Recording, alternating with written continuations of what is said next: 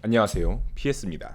최근 LCK 경기를 보면 많은 다양한 픽들, 깜짝 놀랄만한 픽들이 계속해서 나오고 있습니다. 역대급 치열한 리그가 진행되다 보니 비장의 전술적 카드가 하나씩 나오고 있는 거죠. 젠지 플라이 선수는 베이가로는 4승 0패, 럭스 미드로 3승 1패, 그 외에 벨코즈, 리산드라, 에코 등 4파 픽의 정수를 제대로 보여주었고, 최근 레넥톤의 카운터로 뽑은 칸 선수의 퀸이라던가 그리핀의 초비 선수는 코르키의 카운터로 아예 카사딘을 뽑기도 했었죠. 그 외에 세주 서폿, 이제는 당연해져 버린 볼벳 서폿까지 참신한 픽들이 이번 서머 기간 동안 굉장히 많이 나왔습니다. 해외도 다르지 않습니다. 더 참신한 픽들이 이번 서머 리그 기간 동안 많이 나와서 시청자들의 환호성을 이끌었는데요. 오늘은 유럽, 북미 리그 서머 기간 동안 나왔던 참신한 픽 탑 10을 보시겠습니다. 기준은 9.14, 9.15 패치 버전이 적용된 기간 동안입니다.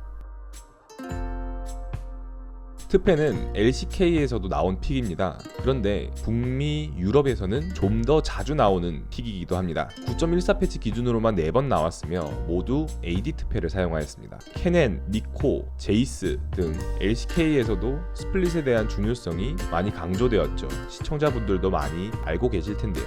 이를 미드 특패에게도 맡긴 겁니다. 대신 성적은 1승 3패로 좋지는 않았습니다. 모두 도벽 기반의 선특포 특패였으며 상위권 팀에서 많은 연구가 이루어질 정도의 픽이지만 이전의 특패를 다뤘을 때와 비슷하게 굉장한 난이도를 요구하고 있습니다. 그리고 어찌됐든 스플릿 전략의 일종이다 보니까 상대 팀들이 또 어느 정도 대처를 하는 모습이 보이더라고요.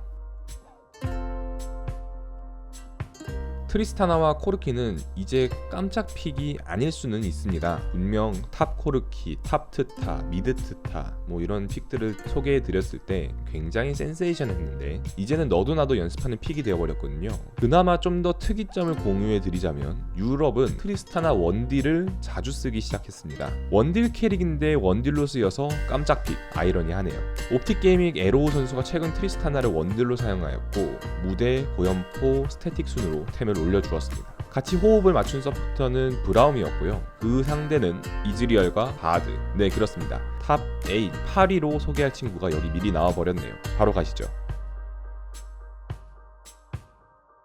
바드는 9.13, 9.14, 9.15 패치 기간 동안 가능성이 있는 고티어 서폿이다라고 이야기 드린 적이 있습니다. 그리고 해외에서 바드가 슬슬 보이기 시작했습니다. 방금 보여드렸던 아프로모 선수의 바드라던가 아니면 옵틱게이밍의 빅 선수도 바드를 직접 쓰기도 했죠. 전자는 감전 바드였고 후자는 봉풀주 바드를 썼습니다. 차원문 속도가 빨라졌다는 점, 라인전이 여전히 강력하다는 점에서, 그리고 전령에 대한 대처를 유동적으로 할 수 있다는 점, 전술적 활용이 다양하다는 점 등 변수를 만들 수 있다는 픽의 관점에서 바드가 종종 이용되고 있습니다.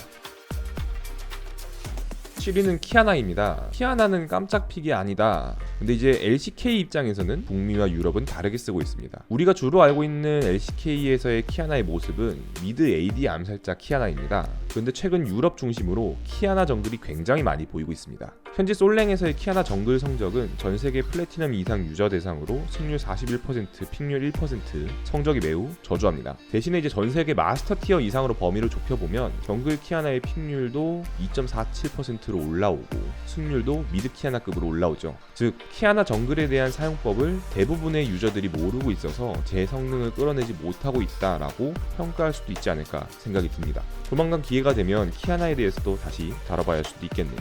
확실히 키아나 정글은 가능성이 충분한 픽입니다. 키아나가 라이너로 갈 경우에 초반 라인전을 주도적으로 풀 능력이 그렇게 높은 편은 아닙니다. 그에 비해 정글은 비교적 안정적인 성장이 가능하고 준수한 갱킹 능력, 특히 궁을 배우고 나서는 정글 지역에서의 난전이 키아나에게는 마치 홈그라운드 플레이와 같기 때문에 강점이 배가 되죠. 9.15 패치 들어서 2번의 키아나 정글이 쓰였으며 모두 승리를 거둔 바가 있습니다. 참고로 탑으로도 9.15 패치 기준으로 한 번 나와 1승을 거두어 갔습니다. 미드로도 1승을 챙겨갔고요. 이 정도면 해외에서는 키아나가 필승의 카드라고 볼 수도 있겠네요. 최근에는 젠지 리치 선수도 키아나로 승리를 챙기기도 했었죠. LCK에서도 키아나 정글이 슬슬 고려가 될 수 있지 않을까라는 생각도 듭니다. 카서스가 왜 깜짝 픽이냐? 카서스가 정말 오랜만에 미드로 등장했기 때문입니다. 지난 7월 28일 GGS의 프로겐 선수는 코르키 상대로 미드 카서스를 꺼내들어서 승리를 챙겼습니다. 사실 코르키를 억제할 수 있는 픽이냐에 대해서는 의문인 픽입니다. 카서스가 말이죠. 하지만 어찌 보면 트타를 라이너로 쓰고 정글 카서스를 꺼내는 픽에서 한 번 더 꼬아서 탑 트타 미드 카서스로 시너지를 유지한 채 자르반으로 정글 라이너 시너지를 더 올려주었다가 맞는 접근일 것 같습니다. 실제로 탑 트타 위주의 초반 설계를 잘 해주었고 카서스는 코르키 상대로 밀리지 않았으며 결국 그들이 원하는 한타 구도를 계속 만들어낼 수 있었거든요. 룬과 아이템, 스킬트리는 다음과 같았습니다.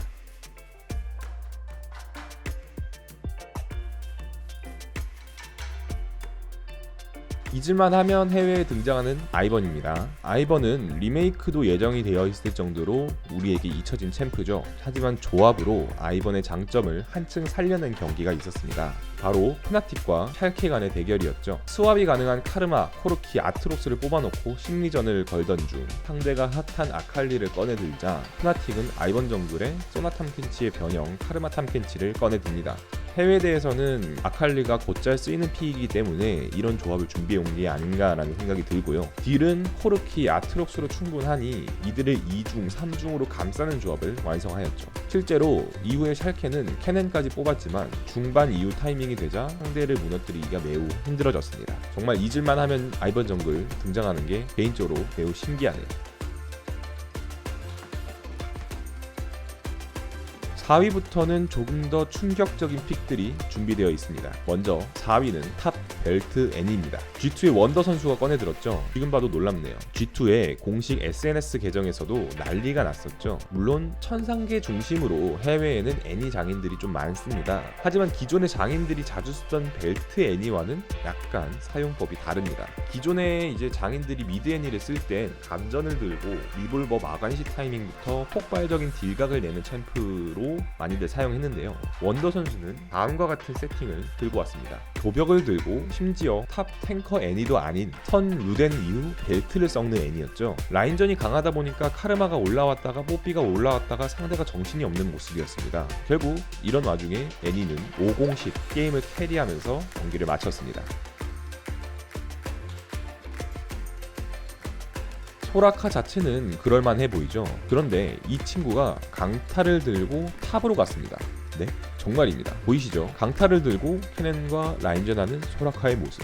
이번에도 범인은 G2의 원더 선수입니다. 심지어 이 경기는 이겼습니다. 네, 미드 강타 오리아나 때처럼 정글템 안 올리고 계속 버티다가 한 번에 정글템을 완성하는 식으로 룬매 정글템을 완성하였고요. 이후 성배와 향로를 마저 완성하여 팀의 유지력을 올려주었습니다. 팀 조합 자체가 탱커가 없고 딜러가 셋, 서포터가 둘이라는 굉장히 테크니컬하고 난이도 높은 조합이었는데요. G2는 이걸 해냈네요. 실제로 강타 오리아나라던가 이런 유틸 라이너들에게 있던 선택지이긴 했지만 정말 소라카로 탑에 가서 이런 극단적인 전술을 가져올 줄은 몰랐습니다. 실제로 이 경기를 보시면 유미와 소라카, 힐을 받는 루시안을 아무도 못 막는 모습이죠. 징그러워요 정말. 이번엔 챔피언이 아니라 조합제로 들고 왔습니다. 차례대로 리스트를 훑어볼까요? 탑은 볼리베어, 심상치 않습니다. 정글은 누누입니다. 실제로 대회에도 들고 왔네요. 여진 누누. 미드는 애니비아, 바텀은 당연히 애쉬 브라운입니다. 정말 프렐리오드 조합 완벽 그 자체. 요즘은 오빙아 시너지라고 불러야 하는 게 맞을까요? 실제로 후반 가니까 끈적끈적합니다. 조합상 애쉬는 다른 조합과는 다르게 캐리롤을 맡아야 해서 인피 정수를 연달아 올려주는 모습이었고요. 볼베아 누누 브라움이 탱라인을 맡고 애니비아 누누 브라움이 광역 슬로우 CC 천국. 덕분에 애쉬는 수월하게 딜러 역할을 할 수가 있었죠. 상대 제드 입장으로는 죽을 맛입니다. 대회에서 이런 조합이 제대로 먹혀들었다는 게 너무나도 재미있었던 경기였습니다. 한번 TSM 대 팀리퀴드 경기 챙겨보시길 추천드립니다.